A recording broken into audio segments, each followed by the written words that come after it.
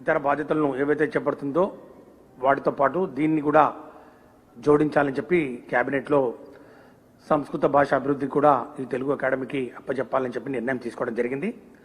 దాని మేరకే ఈరోజు ఈ యొక్క జీవో నంబర్ 31ను విడుదల చేస్తూ తెలుగు సాంస్క్రిట్ అకాడమీని ఏర్పాటు చేసిన పరిస్థితిని ఒకసారి గుర్తు చేస్తూ ఇక్కడ ప్రధానంగా ఈరోజు దీని మీద కొన్ని రాజకీయ పార్టీలు కానివ్వండి, రాజకీయ ప్రముఖులు కానివ్వండి, ఇతర మరి కుహనా మేధావులు ఎవరైతే ఈరోజు ఈ యొక్క జీవోను వ్యతిరేకిస్తూ తెలుగు భాష మీద రాష్ట్ర ప్రభుత్వానికి మక్కువ లేదు, తెలుగు అకాడమీ పేరు మార్చడం తగదు, తెలుగు భాష విచ్ఛిన్నానికి కూడా కుట్ర అని ఇలాంటి సత్యదూరమైన మాటలు మాట్లాడుతూ మొసలి కన్నీరు కారుస్తూ ఈరోజు రాష్ట్ర ప్రజానికాన్ని పక్కదో పట్టించే ప్రకటనలు ఇస్తున్న నేపథ్యంలో వాటి మీద స్పష్టత ఇవ్వాలనే ఒక ఆలోచనతో ఈరోజు నేను మరి అట్లాగే అకాడమీ చైర్పర్సన్ గౌరవనీయులు మనందరికీ తెలిసిన వ్యక్తి శ్రీమతి నందమూరి లక్ష్మీ పార్వతమ్మ గారు కూడా ఈరోజు రావడం జరిగింది. ఇక్కడ ప్రధానంగా కొన్ని అంశాలు నేను రాష్ట్ర ప్రజల దృష్టికి తీసుకురావాలని ఈరోజు రావడం జరిగింది. ముఖ్యంగా ఈ తెలుగు అకాడమీ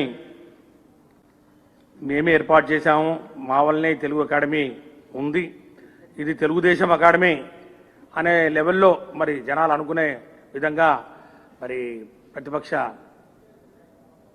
నాయకులు చంద్రబాబు నాయుడు గారు కానివ్వండి, తెలుగుదేశం పార్టీ ఎమ్మెల్యేలు కానివ్వండి, ఇతర మరి వ్యక్తులు మాట్లాడడం చాలా విడ్డూరంగా ఉంది. బహుశా వాళ్ళు ఒకసారి చరిత్ర తిరిగేసుకుంటే ఈ యొక్క తెలుగు అకాడమీ ఎప్పుడు ఏర్పాటు చేసింది, దీనికి ఈ స్వయం ప్రతిపత్తి మరి కల్పించి దీని ద్వారా తెలుగు మీడియం పుస్తకాలు ప్రింట్ చేస్తూ మరి చాలా కొద్ది కాలంలోనే ఈ అకాడమీ మంచి పేరు తెచ్చుకున్న విషయాలు ఒకసారి మననం చేసుకుంటే మంచిది. 1968లో తెలుగు అకాడమీ ఏర్పాటు చేసిన విషయాన్ని మరొకసారి ధృవీకరిస్తూ ఈరోజు చంద్రబాబు నాయుడు గారో లేకపోతే తెలుగుదేశం పార్టీయో కాదు, ఈ తెలుగు అకాడమీకి మరి మూలకులు అనే సంగతిని తెలియజేస్తూ పివి నరసింహారావు గారు హయాంలో ఈ తెలుగు అకాడమీని ఏర్పాటు చేయడం జరిగింది. ఇంకా నిజంగా చెప్పాలంటే చంద్రబాబు నాయుడు గారు ముఖ్యమంత్రిగా ఉన్నప్పుడే ఈ తెలుగు అకాడమీ దాని అస్తిత్వాన్ని కోల్పోయిందని చెప్పడంలో ఏమాత్రం సందేహం లేదు. ఎందుకంటే 98-99లో మొట్టమొదటిసారిగా ఇంగ్లీష్ మీడియం పుస్తకాలు, పోటీ పరీక్షల పుస్తకాలు ముద్రణ మరి ఇవన్నీ ప్రైవేటు సంస్థలకు అప్పగించిన విషయం ఇవన్నీ మనం చూస్తా ఉన్నాం. పాఠ్య పుస్తకాలకు ముద్రణ కానివ్వండి, ఇవన్నీ చంద్రబాబు నాయుడు గారి హయాంలోనే ఇవన్నీ మొదలుపెట్టడం ఒకసారి తెలుగు తమ్ముళ్ళు ఒకసారి తెలుసుకోవాల్సిన అవసరం ఉంది. ఈరోజు గౌరవ ముఖ్యమంత్రి వర్యులు శ్రీ వైఎస్ జగన్మోహన్ రెడ్డి గారి నాయకత్వంలో తెలుగు భాష అభివృద్ధికి, తెలుగు భాష ఔన్నత్యాన్ని కాపాడే దిశలో ఈరోజు మాతృభాషను కాపాడుతూ ఇంగ్లీష్ బోధనను ప్రవేశపెట్టడం జరిగిందనే విషయాన్ని ఈ రాష్ట్ర ప్రజలందరూ గమనిస్తూ ఉన్నారు. దానికి సంబంధించి ఈరోజు ఈ యొక్క పాఠశాల విద్యార్థులకు 40 లక్షల మంది పైచీలకు విద్యార్థులకు ఈరోజు తెలుగు నిఘంటువును కూడా జగనన్న విద్యా కానుకతో భాగంగా తెలుగు ఇంగ్లీష్ నిఘంటువును కూడా ఇస్తున్న పరిస్థితి. అట్లాగే తెలుగు ఇంగ్లీష్ ద్విభాషలో ఈరోజు పాఠ్య పుస్తకాలని ముద్రిస్తున్న పరిస్థితి కూడా ఒకసారి నేను అందరి దృష్టికి తీసుకొస్తా ఉన్నా. ఎందుకంటే ఇక్కడ మనం గమనించాల్సింది ఒకటే మనం ప్రధానంగా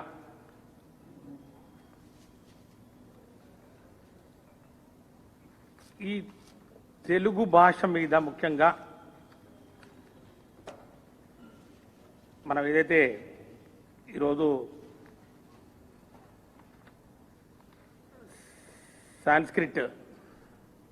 సంస్కృతాన్ని ఈరోజు ఈ యొక్క తెలుగు భాష అభివృద్ధికి తోడ్పడుతున్నటువంటి తెలుగు అకాడమీకి జోడిస్తున్నాము.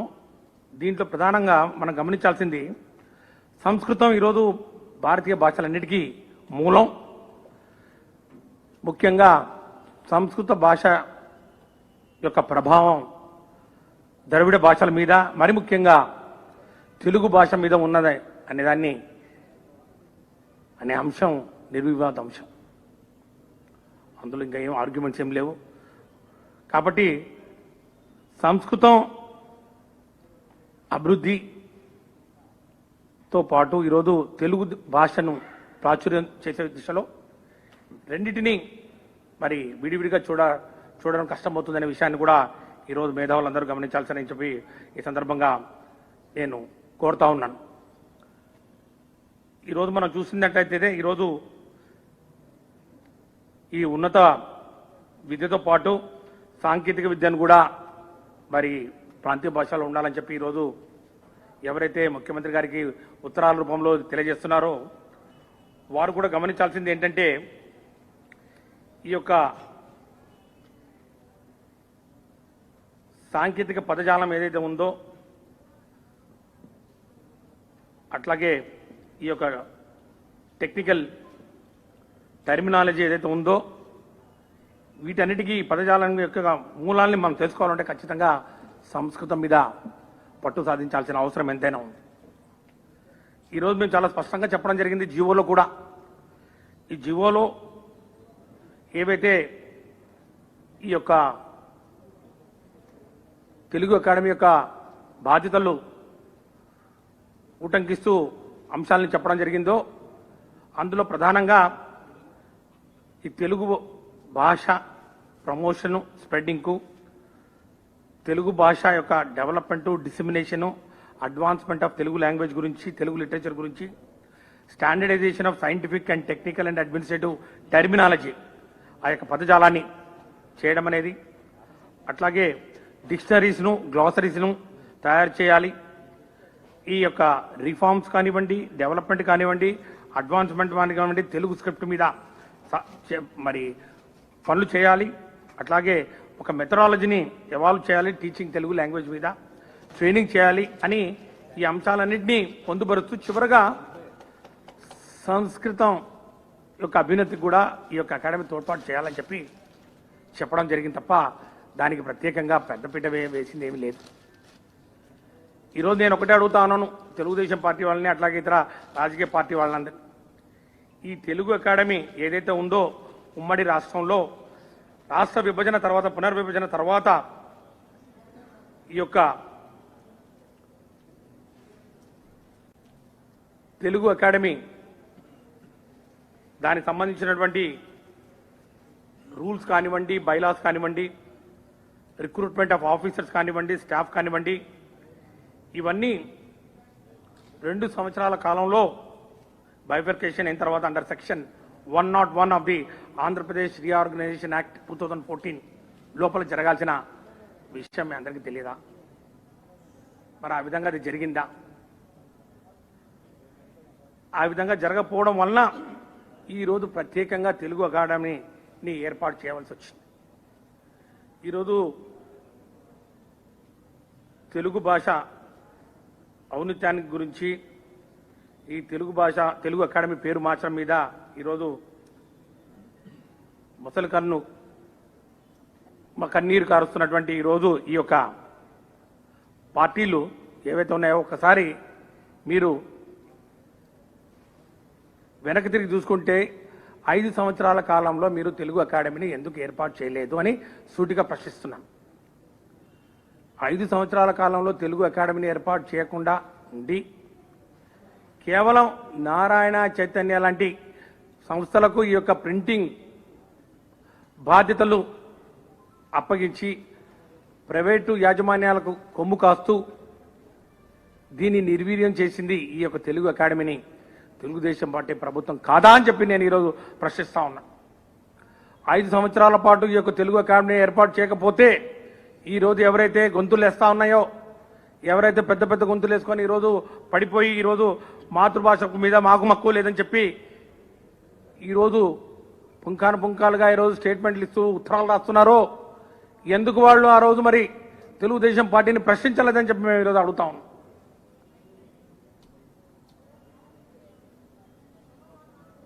ఐదు సంవత్సరాల పాటు తెలుగు అకాడమీని నిర్వీర్యం చేసి తెలుగు అకాడమీ సంబంధించినటువంటి ఉద్యోగులు ఎవరైతే ఉన్నారో వాళ్ళు జీతాలు లేక హరో రామా అని చెప్పి వాళ్ళు బాధపడుతూ మరి తెలంగాణ ప్రభుత్వంతో మాట్లాడే సాహసమే చేయలేక తెలంగాణ ప్రభుత్వంతో ఏదైనా మాట్లాడాలన్నా సంప్రదింపులు జరపాలన్నా హడిలిపోయినటువంటి తెలుగుదేశం పార్టీ ప్రభుత్వం అప్పుడున్న పరిస్థితులు మనందరికీ తెలియనివి కాదు. కనీసం కూర్చొని చర్చలకు మరి వెళ్ళాలంటే కూడా భయపడినటువంటి పరిస్థితుల్లో 5 సంవత్సరాలు తెలుగు అకాడమీని గాలికి వదిలేసి దాంట్లో పనిచేస్తున్నటువంటి ఉద్యోగులు ఎవరైతే ఉన్నారో ఈ నెలసరి మరి జీతాలు పనిచేస్తున్నటువంటి ఉద్యోగులు ఎవరైతే ఉన్నారో జీతాలు లేక అలమటించి మరి ముఖ్యంగా తెలంగాణ ప్రభుత్వం వాళ్ళ దయాదాక్షణాల మీద ఆధారపడినప్పుడు 5 సంవత్సరాల పాటు వాళ్ళు ఏం చేస్తారని చెప్పి మేము ప్రశ్నిస్తా ఉన్నాం. ఈరోజు వైఎస్ఆర్ కాంగ్రెస్ పార్టీ ప్రభుత్వం అధికారంలోకి వచ్చిన వెంటనే ఈ అంశాన్ని తీసుకున్నాం. దీనికి సంబంధించినటువంటి న్యాయస్థానంలో ఉన్నటువంటి అంశాలు ఏవైతే ఉన్నాయో దాన్ని పరిశీలించడం జరిగింది. కోర్టుకు వెళ్ళాం, కోర్టులు చెప్పాం ఈ యొక్క తెలుగు అకాడమీ ఏదైతే ఉందో ఈ తెలుగు అకాడమీ ఉమ్మడి రాష్ట్రానికి సంబంధించినటువంటి ఈ అకాడమీ మరి రాష్ట్ర పునర్విభజన తర్వాత మాకు రావాల్సినటువంటి వాటా కానివ్వండి, మాకు రావాల్సినటువంటి ఆస్తులు ఏవైతే ఉన్నాయో స్థిర చరాస్తులు ఇవన్నీ మాకు అప్పచెప్పాలని చెప్పి సుదీర్ఘమైన మరి న్యాయ పోరాటం చేయడం జరిగిందని చెప్పి కూడా ఈ సందర్భంగా నేను తెలియజేస్తా ఉన్నా. దాని పర్యవసానమే ఈరోజు వాళ్ళ కోర్టులోనే తెలంగాణ హైకోర్టులోనే ఈరోజు ఒక ఫేవరబుల్ జడ్జిమెంట్ తీసుకొని ఈ తెలంగాణ హైకోర్టు వారు ఈరోజు జడ్జిమెంట్ ఇచ్చి ఈ యొక్క ఆస్తులు ఏవైతే ఉన్నాయో ఈ ఆస్తుల్ని 58-42 రేషియోలో పంచాలని చెప్పి వారు జడ్జిమెంట్ ఇవ్వడం జరిగింది. తిరిగి వాళ్ళు తెలంగాణ ప్రభుత్వం దీని మీద మళ్ళా సుప్రీంకోర్టుకు వెళ్తే సుప్రీంకోర్టులో కూడా పోరాటం చేసి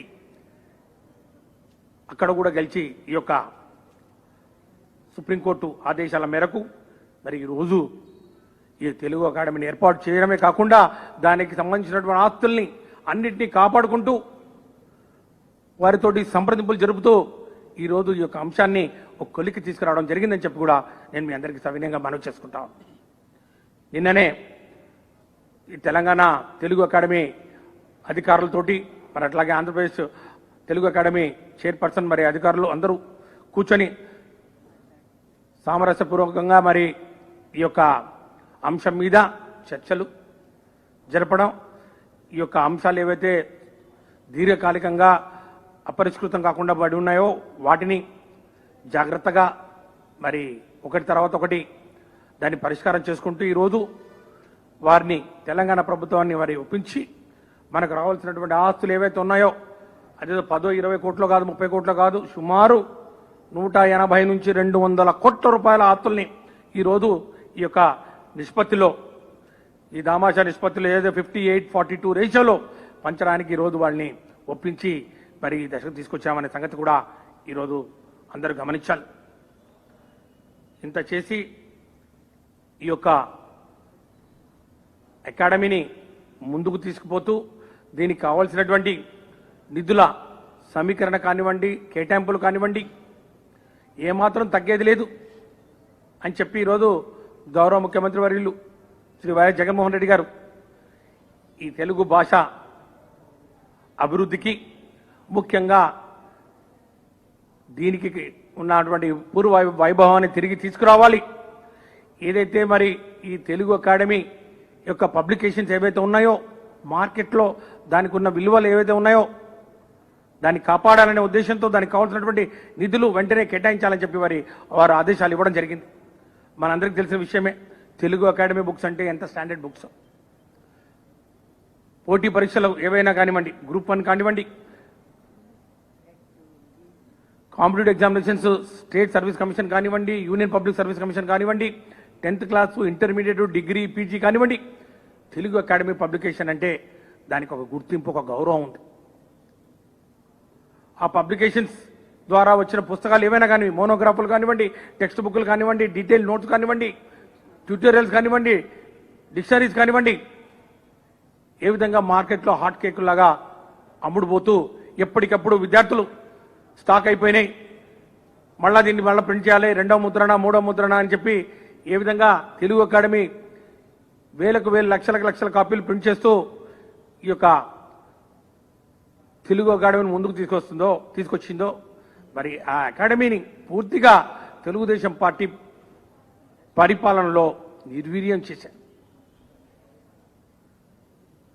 ప్రైవేట్ యాజమాన్యాలకు కొమ్ము కాస్తూ పూర్తిగా దాన్ని తెలుగు అకాడమీ పబ్లికేషన్ డివిజన్నే నిలుపుదల చేశారు. 5 సంవత్సరాలు 2014 నుంచి 19 వరకు 5 సంవత్సరాల కాలంలో ఈ యొక్క తెలుగు అకాడమీ గురించే గుర్తు లేకుండా, ఈ తెలుగు అకాడమీని పట్టించుకోకుండా పూర్తిగా వదిలేసి ఈరోజు తెలుగు భాషకు ఏదో జరిగిపోతా ఉంది. తెలుగు భాష ఈరోజు విచ్ఛిన్నం అవడానికి ఏదో ప్రభుత్వం ఏదో చేస్తూ ఉంది. తెలుగు భాష అభివృద్ధికి వెచ్చించిన నిధులు ఇకపై సంస్కృత భాషకు కేటాయించడమని వాళ్లే ఊహాగానాలు చేసుకుంటూ ఈ యొక్క ప్రభుత్వం తీసుకుంటున్నటువంటి గొప్ప నిర్ణయాన్ని వక్రీకరిస్తూ ఈరోజు వాళ్లకు అనుకూల మీడియాతోటి కుమ్మక్కై ఈరోజు పతాక శీర్షికలతోటి ఈ యొక్క అంశాన్ని పూర్తిగా రాజకీయం చేస్తూ సత్యదూరమైన మరి వార్తలు ఈరోజు వస్తున్న నేపథ్యంలో ఈరోజు అందరికీ తెలియజేసేది ఒకటే, ఈ యొక్క ప్రభుత్వం, వైఎస్ఆర్ కాంగ్రెస్ పార్టీ ప్రభుత్వం తెలుగు భాష ఔన్నతికి, తెలుగు భాష అభివృద్ధికి కట్టుబడి ఉంది. ఈ యొక్క సంస్కృతం ఏదైతే మరి భాష గురించి దానికి సంబంధించి మరి అంశాలు ఏవైతే ఉన్నాయో కేవలం ఈ మాతృభాష ఏ విధంగా సంస్కృత భాషతో మిళితమై ఉందో, ముఖ్యంగా ఈ యొక్క టెక్నికల్ టెర్మినాలజీ ఏదైతే ఉందో, సైంటిఫిక్ టెర్మినాలజీ ఏదైతే ఉందో వాటన్నిటికీ మూలం సంస్కృత భాష అనే మరి విషయాన్ని ఈరోజు దయచేసి ఎవరు కూడా మర్చిపోకూడదు. ఆ నేపథ్యంలో దీన్ని చూడాలని చెప్పి కూడా తెలియజేసుకుంటూ, ఖచ్చితంగా ఈ యొక్క అకాడమీ రాబోయే రోజుల్లో తిరిగి తన పూర్వ వైభవాన్ని సంతరించుకుంటూ, తన అస్తిత్వాన్ని కాపాడుకుంటూ, ఇంకా ఈ యొక్క అకాడమీని ఒక్క ఆంధ్ర రాష్ట్రంలోనే కాదు, తెలుగు భాషా రాష్ట్రాలే కాదు, యావత్ ప్రపంచంలో ఎక్కడ తెలుగు భాష మరి మాట్లాడుతున్నారో మరి వారందరికీ అందుబాటులో ఉండే విధంగా మరి దీనికి సంబంధించినటువంటి పబ్లికేషన్స్ కానివ్వండి, రచనలు కానివ్వండి విస్తృతంగా వ్యాప్తి చేయడానికి కృషి చేస్తామని చెప్పి కూడా తెలియజేస్తున్నాం.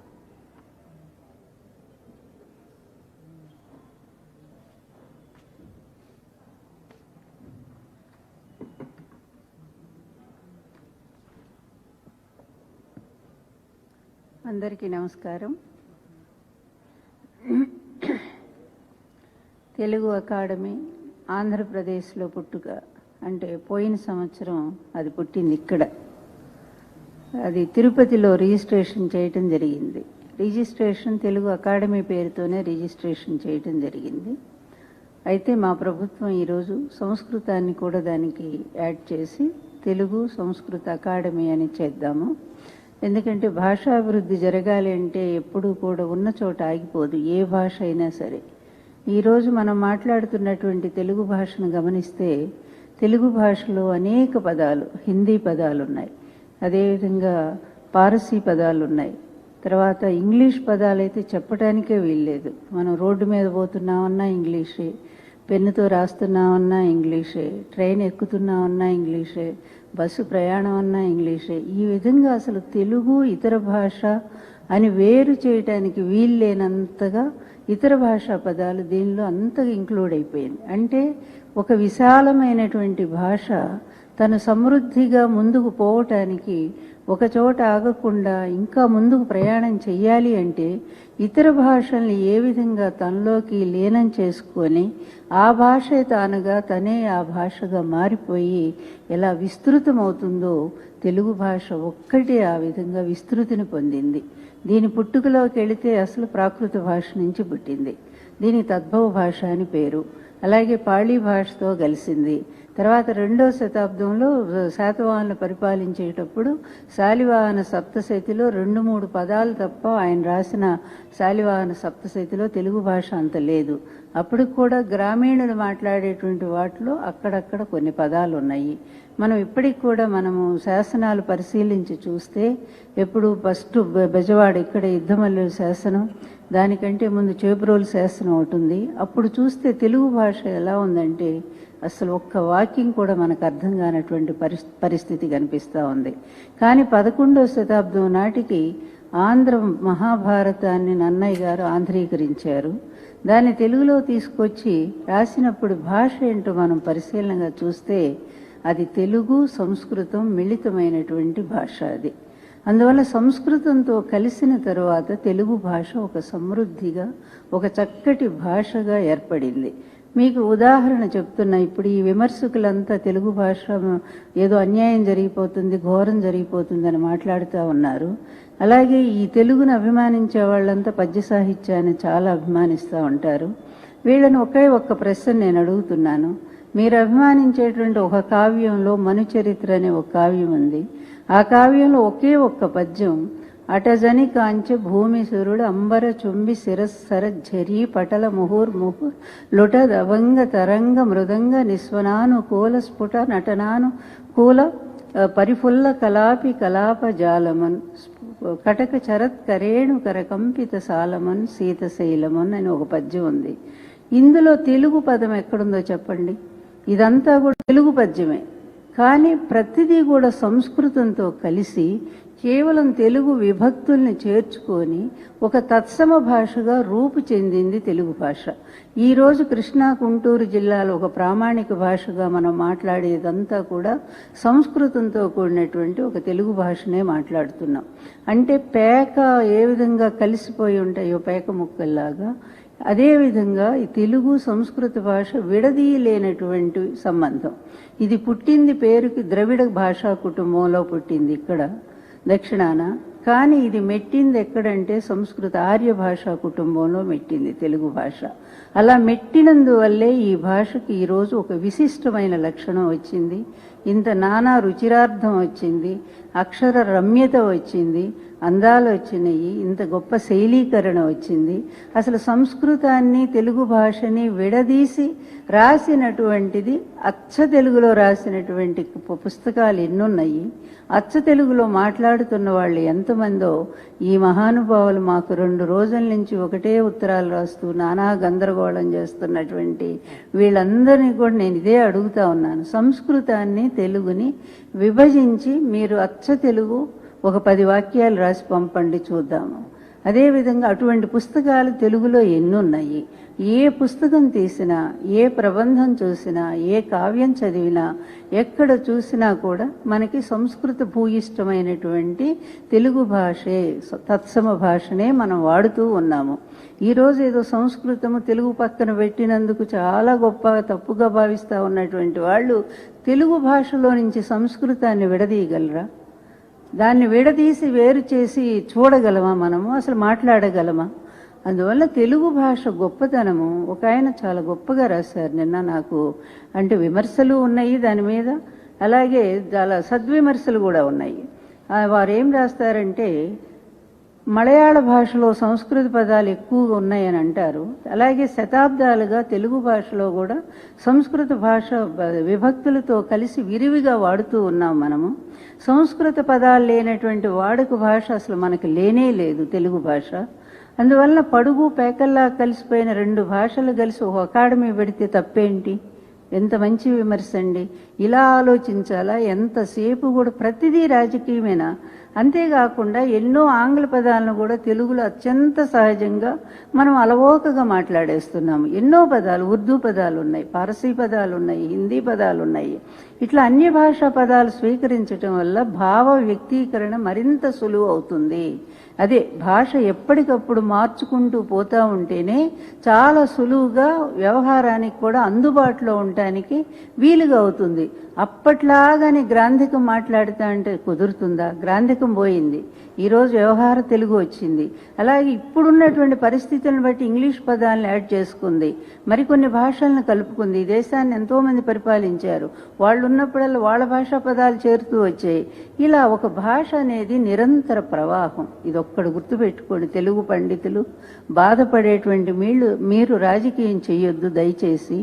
ఈ విస్తృతమైన భాషా ప్రయోజనాన్ని దృష్టిలో పెట్టుకొని ఇతర భాషలు, అందులో దీనికి కలిసిపోయినటువంటి సంస్కృత భాషని ఉద్ధరించాలి అనే మంచి సంకల్పంతో ముఖ్యమంత్రి గారు తెలుగు సంస్కృత అకాడమీని పెట్టినందువలన వచ్చిన నష్టం ఏంటో మీరు చెప్పగలిగితే, తెలుగు భాషకు తగ్గిన అగౌరవం ఏంటో చెప్పగలిగి దాని గౌరవం ఇంకా పెరిగింది.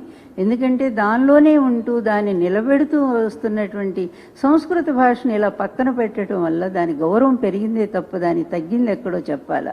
అదేవిధంగా ఇప్పుడే మంత్రి గారు చెప్పారు, 5 సంవత్సరాలు తెలుగు అకాడమీ ఎక్కడుందో కూడా తెలియనటువంటి పాలకులు ఈరోజు గుండెలు బాదుకుంటా ఉన్నారు. ఆయన వచ్చి ముందుకు వచ్చి, అయ్యో అన్యాయం జరిగింది, ద్రోహం జరిగింది, మాది తెలుగుదేశం గనక అందువల్ల దాంట్లో కూడా తెలుగు ఉంది గనక అందుకని తీసేశారండి. ఏం మాటలు! అసలు నీకు తెలుగు అంటే అర్థం తెలుసా? నీ కొడుకు కానీ నీకు కానీ తెలుగు భాష చక్కగా మాట్లాడగలరా? తెలుగు భాషను కనీసం దాని లక్షణం ఏంటో ఒక్కసారైనా చదివారా మీరు? అసలు ఆ తెలుగు భాష ఏంటో నేను చదువుకున్నాను, మేము చదువుకున్నాం కనుకనే ఈ తెలుగు అకాడమీకి మా ముఖ్యమంత్రి గారు నన్ను చైర్మన్గా ఇచ్చారు. అందుకనే దాని మీద ఒక కమాండ్ ఉన్న మనిషిని కనుకనే నాకు సరైనటువంటి పోస్టు నాకు ఇచ్చారు. దానికి కూడా ఒక గౌరవం తీసుకురావటం కోసం ఎంత ప్రయత్నం చేస్తున్నామంటే, ఏం చేసింది తెలుగు అకాడమీ అంటారు. మీరు 5 ఏళ్లు చేయలేని పని మేము చేశాము. ఈ 2 ఏళ్లలో లాస్ట్ ఇయర్ మేము రిజిస్ట్రేషన్ చేశాము తిరుపతిలో. దానిలో కూడా మంచి కమిటీతో, అందరూ ఐఏఎస్ ఆఫీసర్స్తో ఉన్నటువంటి కమిటీతో రిజిస్టర్ చేసుకున్నాము. తర్వాత ఈ సంవత్సరం మేము డైలీ వేజర్స్ వాళ్ళ జీతాలు కూడా ఇవ్వకుండా తెలంగాణ తెలుగు అకాడమీ వేధిస్తూ ఉంటే వాళ్ళతో మేము వెనకుండి కేసు వేయించాము. మేము సంతకాలు పెట్టి హైకోర్టులో చాలా మంచి జడ్జిమెంట్ వచ్చింది. వెంటనే 3 నెలల్లో వీళ్ళ నిధులు అదేవిధంగా వీళ్ళ సిబ్బందిని కూడా ఇచ్చేసేయాలి అని చెప్పి ఒక మంచి జడ్జిమెంట్ వచ్చింది. దాని మీద వాళ్ళు సుప్రీంకోర్టుకి వెళ్ళారు. మా గవర్నమెంట్ వెంటనే మాకు సపోర్ట్ ఇచ్చి సుప్రీంకోర్టులో కేసు వేసాము. సుప్రీంకోర్టు కూడా 1 మంత్లో తేల్చుకోవాలి మీ నిధులు వీటిని గురించి అని చెప్పి ఇచ్చారు. మేము ఒక కృషి చేస్తా ఉన్నాం తెలుగు అకాడమీని నిలబెట్టడం కోసం. దాంతోపాటు మా ముఖ్యమంత్రి గారు మాకు తిరుపతిలో ఒక పెద్ద భవనం ఇప్పించారు, 4 అంతస్తుల బిల్డింగ్ ఇప్పించారు తెలుగు అకాడమీ కోసం. సిబ్బంది వచ్చేస్తే మేము వెంటనే అక్కడికి షిఫ్ట్ అయిపోతాము. అందువల్ల మరి మా ప్రభుత్వం చెయ్యింది ఏంటో చెప్పండి. ఎంతో కొంత ఆర్థిక సాయం అందించారు మా హయ్యర్ ఎడ్యుకేషన్. వాళ్ళు అందించడం వల్ల ఈ సంవత్సరం మేము ఇంటర్మీడియట్ బుక్స్ ప్రింటింగ్కి వెళుతూ ఉన్నాము. అందువల్ల దీని వెంటనే మేము competitive exams, DSC, TET exams వాటికి సంబంధించింది కూడా మేము ప్రింటింగ్ చేయించడానికి మేము వెళుతూ ఉన్నాం. అందువల్ల తెలుగు అకాడమీ ఎక్కడ ఆగింది? తెలుగు అకాడమీ దాని గౌరవాన్ని అది నిలబెట్టుకుంటూనే మా బైలా చూడండి, ఒక్కసారి చూడండి, మీకు కావాలని పంపిస్తాను నేను. బైలాలో 1968లో పివి నరసింహారావు గారు ఏ విధమైన బైలా తయారు చేశారో దానిలో యాజ్ ఇట్ ఈజ్ ఒక్క అక్షరం కూడా మేము మార్చలేదు. యాజ్ ఇట్ ఈజ్ అది ఉంది. దాంతోపాటు సంస్కృతాన్ని కూడా మేము పోషించాలి, తెలుగు అకాడమీతో అది కూడా చేరితే దానికి కూడా ఒక పోషణ లభిస్తుంది అని ఒక సదుద్దేశంతో ఇది ఏర్పాటు చేసిందే, ఈ జీవో తీసుకొచ్చిందే తప్ప తెలుగును చంపి సంస్కృతాన్ని నిలబెట్టడానికి అంత పిచ్చి వాళ్ళు ఇక ఈ ప్రపంచంలోనే ఉండరేమో. ఇలాంటి విపరీతమైనటువంటి భావాలు, విపరీతమైనటువంటి భాష మాట్లాడే వాళ్ళు, వాళ్ళకి మెంటల్ అనుకుంటున్నాను నేనైతే మాత్రం. తెలుగు అకాడమీలో తెలుగు చచ్చిపోయిందా? ఎక్కడ చచ్చిపోయింది చెప్పండి? మీ దగ్గర చచ్చిపోయింది. మీ టైంలో దాన్ని కూనీ చేసి పడేశారు, ప్రైవేట్ కాలేజీలకు అప్పచెప్పారు. తెలుగు అకాడమీ అక్కడ ప్రింట్ చేస్తున్న పుస్తకాలను కూడా రానియకుండా మొత్తం ఆ సీడీలన్నీ దొంగిలించి నారాయణ కాలేజీ వీళ్ళకు అప్పచెప్పారు.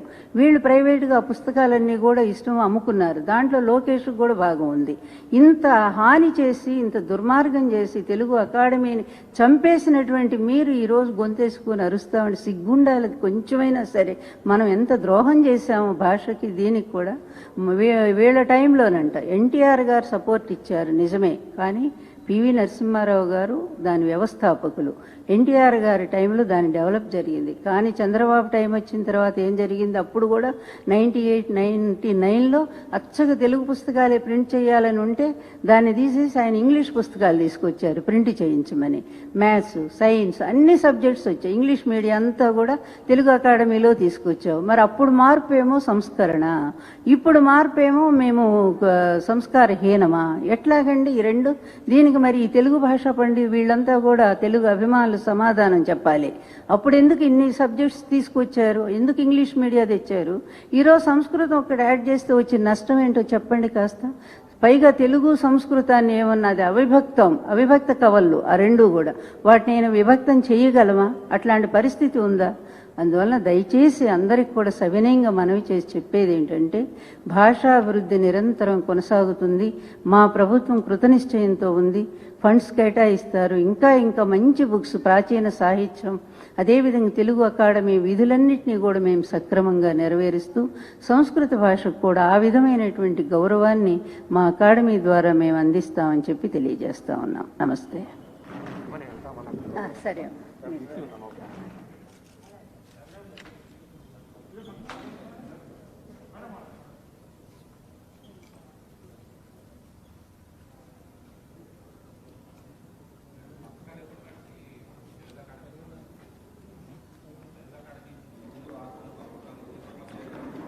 మొన్న కూడా మీటింగ్, ఇందాక మినిస్టర్ గారు చెప్పినట్టు ఇప్పటికీ 2 మీటింగ్లు జరిగినాయి.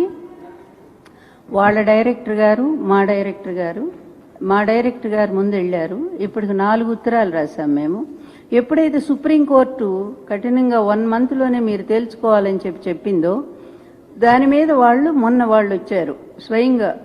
ఫస్ట్ టైం వాళ్ళు తెలంగాణ వాళ్ళు రావటం, వచ్చి వాళ్ళ మా డైరెక్టర్తో మాట్లాడారు. సరే, మేము మాకు రావాల్సినటువంటి నిధులు, అదేవిధంగా మిగిలినటువంటి ఎసెట్స్ వాటికి సంబంధించి కూడా మాట్లాడమని చెప్పి మేము లెటర్ ఇచ్చాము. తొందరలోనే అవుతుంది. నాకైతే చాలా ఆశ ఉంది. చాలా నిధులు ఉన్నాయి మనకి. 58-42 రేషియో ప్రకారంగా మనకి దాదాపుగా 180-200 crores రావాల్సి ఉంటుంది. మనకి అంత రావాల్సి ఉంటుంది. ఆ వస్తే అలాగే 92 మంది సిబ్బంది ఉన్నారు మన వాళ్ళు అక్కడ. అంటే తెలుగు అకాడమీ ఆంధ్రప్రదేశ్ సంబంధించి 92 మంది సిబ్బంది ఉన్నారు. వాళ్ళు కూడా వచ్చేస్తారు.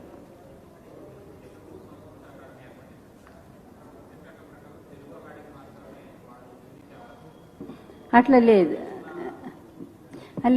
ఎందుకంటే 2 ఏళ్ల తర్వాత ఏదైనా యాడ్ చేసుకోవచ్చు. అది బైఫర్కేషన్కి సంబంధించిన అంశం అదంతే ఉంటుంది. దాని మీద చర్చ అలా జరుగుతుంది. దాని మీద సంబంధించినటువంటి పరిష్కారం అలా జరుగుతుంది. అందువల్ల ఇదేముంది, ఎన్నైనా మనం యాడ్ చేసుకోవచ్చు. వాళ్ళు చేయలేదా? ఇంగ్లీష్ ఎందుకు యాడ్ చేశారు అట్లా అనుకుంటే? దాని సిద్ధాంతం పోలేదా 98లో? అందువల్ల అట్లా యాడ్ చేసినందువల్ల వచ్చేది ఏమి ఇబ్బంది లేదు. రిజిస్ట్రేషన్ తెలుగు అకాడమీ పేరుతో రిజిస్టర్ అయ్యి ఉంది. ఈరోజు కొత్తగా మేము సంస్కృతం అని కూడా మా ప్రభుత్వం తీసుకొచ్చింది దాన్ని ఉద్ధరించడం కోసం. అందువల్ల దానికి దీనికి సంబంధమే లేదు, అస్సలు లేదు. ఎందుకంటే కోర్టులో కూడా ఆల్రెడీ తెలుగు అకాడమీకి సంబంధించిన ఫండ్స్ మీదే ఉంది వివాదం అంతా కూడా.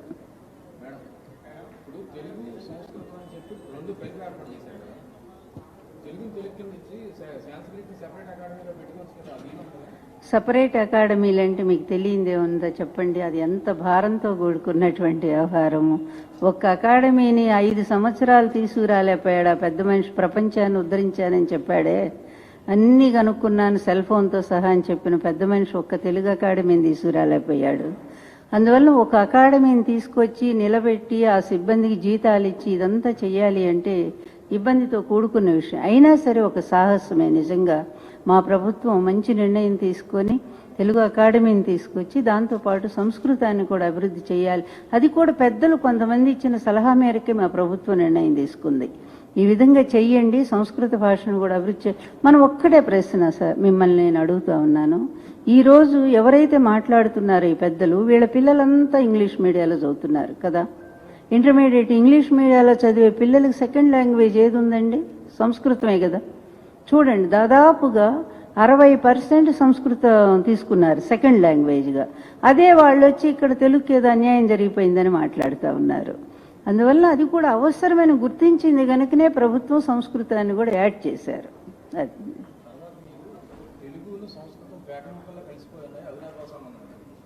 తమిళ భాష తీసుకున్నట్లయితే అందులో పరభాషా పదాలు ఒకదాన్ని కూడా ఎంటర్ చేయలేదు.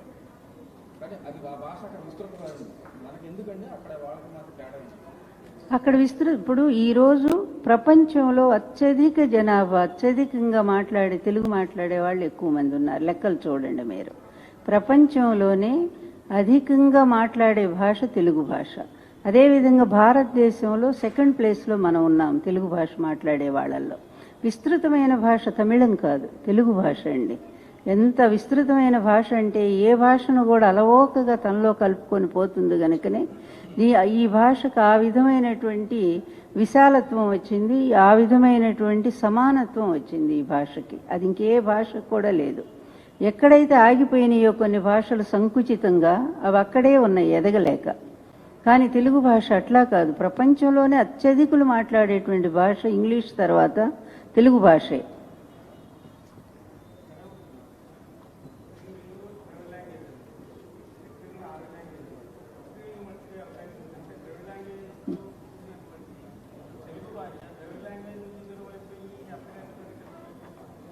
కలిసి ఎక్కడండి? అదే అన్యాయంగా మాట్లాడుతున్నారు మీరు. పుట్టింటిని ఏ ఆడపడిచైనా పుట్టింటిని మర్చిపోతుందా? చచ్చిపోయే వరకు కూడా పుట్టిళ్ళు గుర్తుంటుంది. కానీ ఇక్కడ ఇంకా పుట్టింటి మీద ఎక్కువ ప్రేమతో ఉంది ఈ ఆడపడుచు. ఈ తెలుగు అనే ఆడపడుచు అత్తింటికి పోయినా సంస్కృత భాషను అత్తింటి వాళ్ళని వెనక పెట్టుకుంది, ముందు పెట్టల. మీరు గమనించాలి. తెలుగు అనేది ముందుంది, సంస్కృతం అందులో లీనమైపోయి ఉంది. అట్లాగా. Okay, thank you. ఇంకా ఓకే అండి.